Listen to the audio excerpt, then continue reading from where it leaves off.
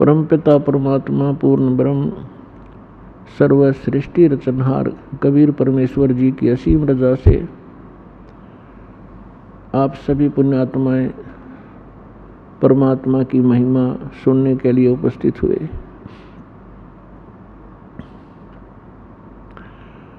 परमेश्वर अपनी जानकारी, अपने विषय में यथार्थ ज्ञान और सारी सृष्टि की रचना की जानकारी स्वयं ही प्रदान करने के लिए इस काल के लोक में सशरीर आते हैं, सशरीर चले जाते हैं।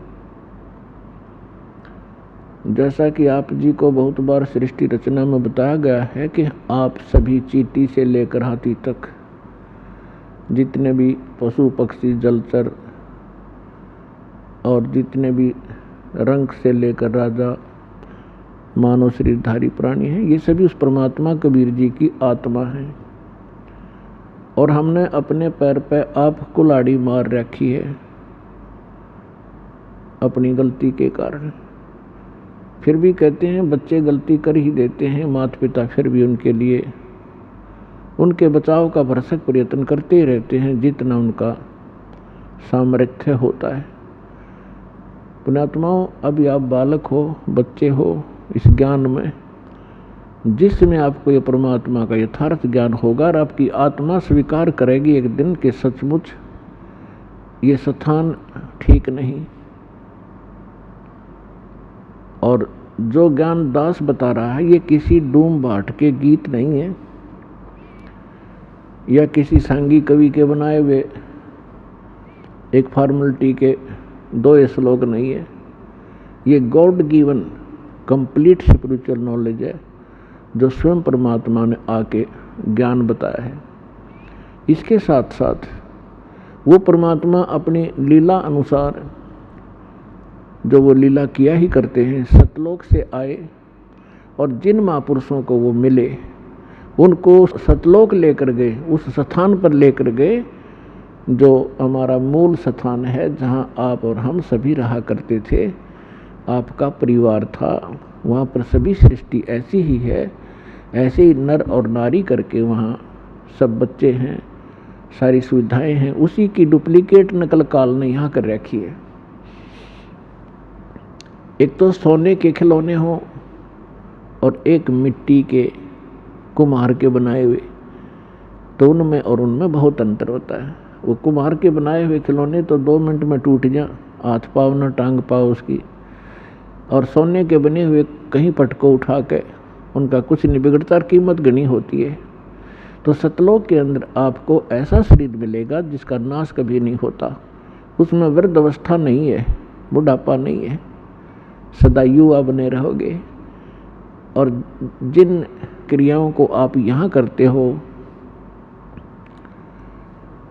सैर सपट्टा करना प्रत्येक आत्मा चाहती है, हिल स्टेशनों पर घूम का वहाँ जाकर पार्कों में डोड़ा में घूमें, ये सारी सुविधाएं आपको सतलोक में प्राप्त है। प्रत्येक के घरों में ऐसा है। और घूमने के लिए आपके पास विमान है, वहाँ पर विमान है। यहाँ तो एक मोटरसाइकिल हो जाए हुआ बड़ी बात मानते हैं हम, और 6 दिन में तेल डलाना पड़ेगा तो लंबे सफ़र में जावत है। तो वहाँ कुछ भी नहीं है, निष्कर्म में मोक्ष वहाँ प्राप्त होता है, बिना काम किए सारे सुख प्राप्त होंगे, लेकिन वो होगा यहाँ किए हुए का प्रतिफल। जैसे बच्चा विद्यालय में जाता है और विद्यालय में यदि वो उन सुखों को प्राप्त करता रहे जो उसने नौकरी प्राप्त करके प्राप्त करने थे, विद्यालय में यदि वो ऐसे ही सैर सपट्टे करता रहे, टीवी फिल्म देखता रहे, गाने सुनता रहे, जो उसका उद्देश्य उसको कर नहीं रहा, तो वो आगे चल के बहुत दुखी होता है। इसी प्रकार वो जो विद्यार्थी अपनी सच्चे दिल से पढ़ाई कर जाते हैं, सफल हो जाते हैं, तो फिर उसको उस फील्ड में जा कर के वो सुविधाएं प्राप्त होती हैं जो उसकी शिक्षा का ही प्रतिफल होता है। ठीक इसी प्रकार आप जी विद्यार्थी हैं, जिनको मानव शरीर प्राप्त है, ये सब ड्रेस है अलग से। जैसे विद्यालय में जाने वाले विद्यार्थियों की अलग से पोशाक होती है। इसी प्रकार आप जी को जिनको मानव शरीर प्राप्त है पूरे विश्व में, ये परमात्मा पाने वाली यूनिवर्सिटी में, विद्यालय में प्रवेश प्राप्त कर चुके हैं। इनके इतने अच्छे नंबर थे कि इनको प्रवेश मिल गया और ये ड्रेस मिल गई। नहीं तो कुत्ते गधे सूअर की ड्रेस ये पहले आप पहने हुए थे। जिसको भी आज मानव शरीर प्राप्त है या कभी भी होता है तो उसका उद्देश्य भिन्न होता है, और उद्देश्य को छोड़कर वे यहीं पर कोठी बंगले कार, सांग सिनेमे, ताश खेलते रहते हैं, राजनीतिक गपौड़ मारते रहते हैं, तो विद्यार्थी फेल हो जाते हैं। और फेल होने के बाद फिर उनको कितना कष्ट होता है।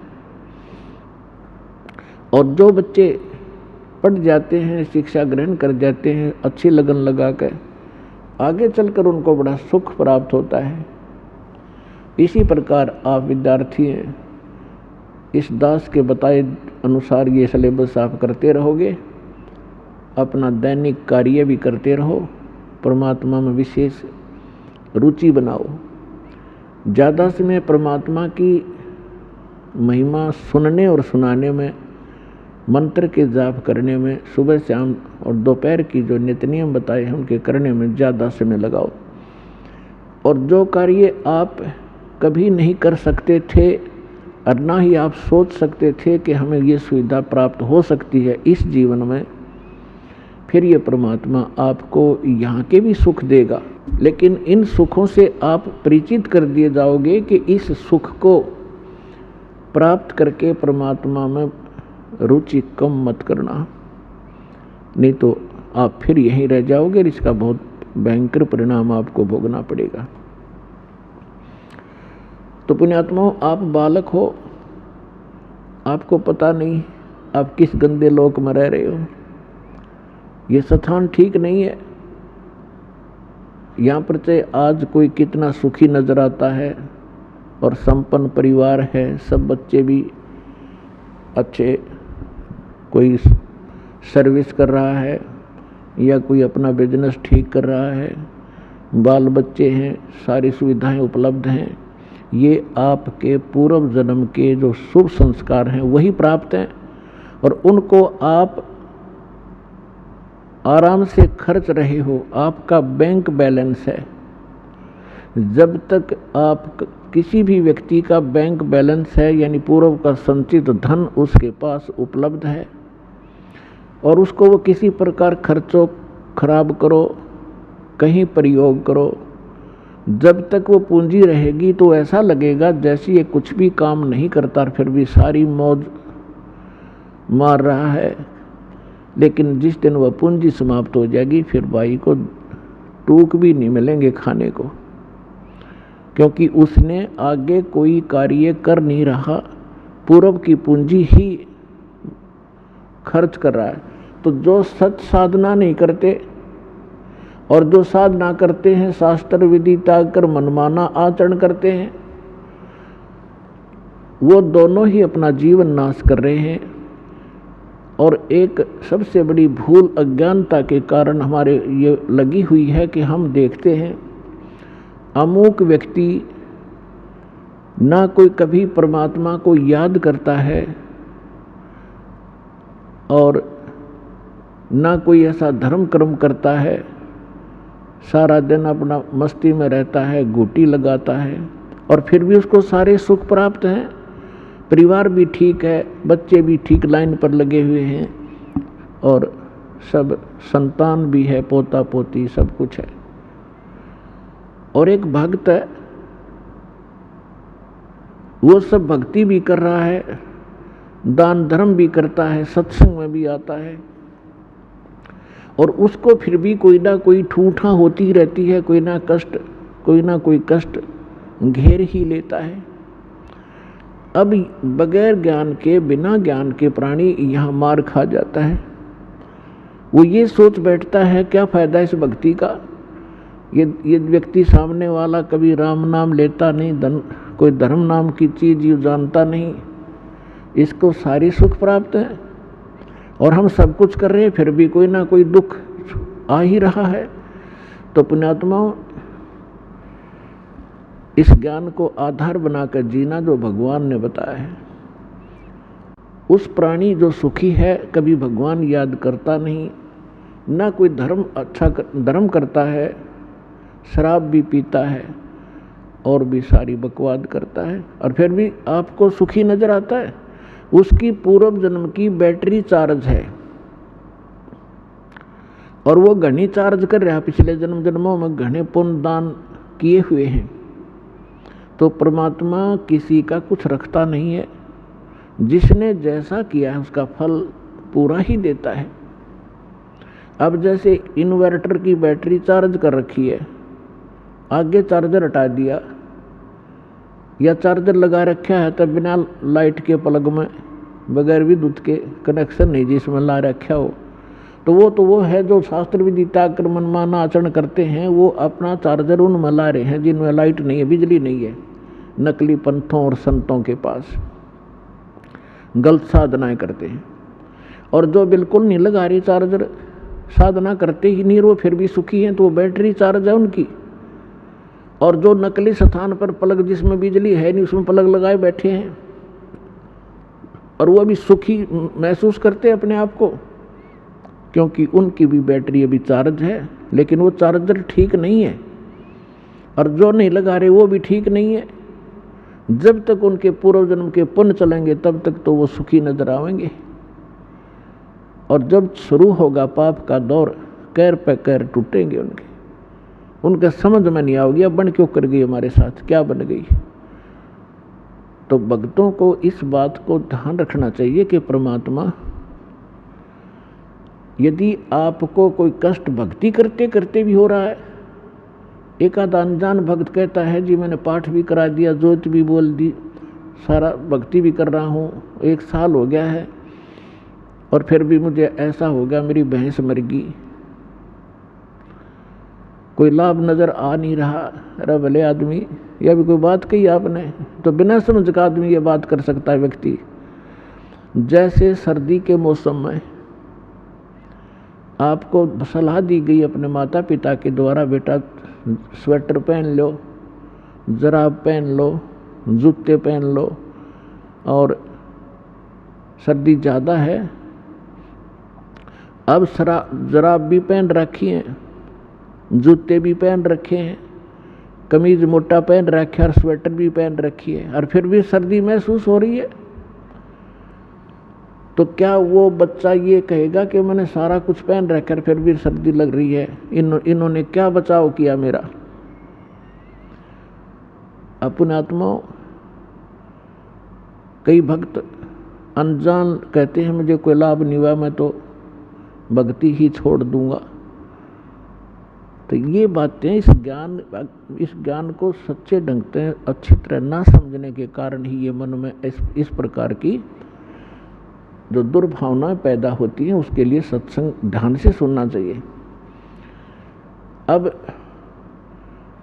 जिस व्यक्ति ने सर्दी के सारे कपड़े पहन रखे हैं और फिर भी सर्दी महसूस हो रही है, तो वह सर्दी घनी है। और वो यूं कहे क्या फायदा है इन कपड़े के पहनने का, जर्सी पहन रहा, स्वेटर पहन रहा। तो उसका समाधान ये है कि यदि ये ना पहन रखे होते तो नमूनिया होकर मर जाता है। तो पहले इन्होंने अपने सत्र का बचाव कर रखे आपके, लेकिन सर्दी घनी है या लगती रहेगी, हानि नहीं कर सकेगी आपको अब। और ये ना पहन रहा होता तो नमूनिया होकर मर जाता। तो पुण्यात्माओं, जो भक्ति आप कर रहे हो, साधना कर रहे हो, पुण्य करते हो, दान करते हो, ये आपको स्वेटर, जर्सी और जुराब पर आई जा रही है, और फिर भी कोई हानि हो रही है तो होने दो वो, क्योंकि आपके पाप कर्मों की सर्दी घनी है, लेकिन वो हानि नहीं कर सकती। थोड़ी बहुत आपको आभास अवश्य होगा, जैसे हाथ ठंडे हो गए, कान्ना का ठंडी ठंडी हवा लग रही है, लेकिन हानि नहीं कर सकता आपको, क्योंकि आपने बहुत बचाव के कपड़े डाल रखे। इस बात को ध्यान रखना। और दूसरी बात ये है कि कबीर परमेश्वर जी कहते हैं हमारा दिल डांटने के लिए, दिल डांटने का मतलब इस मार्ग पर स्थिर रखने के लिए और यथार्थ ज्ञान बताते हैं। कबीर सुख के माथे पत्थर पड़ो, जो नाम हृदय से जावे, बलिहारी उस दुख के जो पल पल नाम रटावे। अब परमात्मा कहते हैं इसे सुख के आग लगे भाड़ में जावे, जिस तो भगवान की भूल पड़े, आपका नाम याद ना आवे परमात्मा, ऐसा सुख मत देना। और बलिहारी व दुख के जो पल पल नाम रटावे,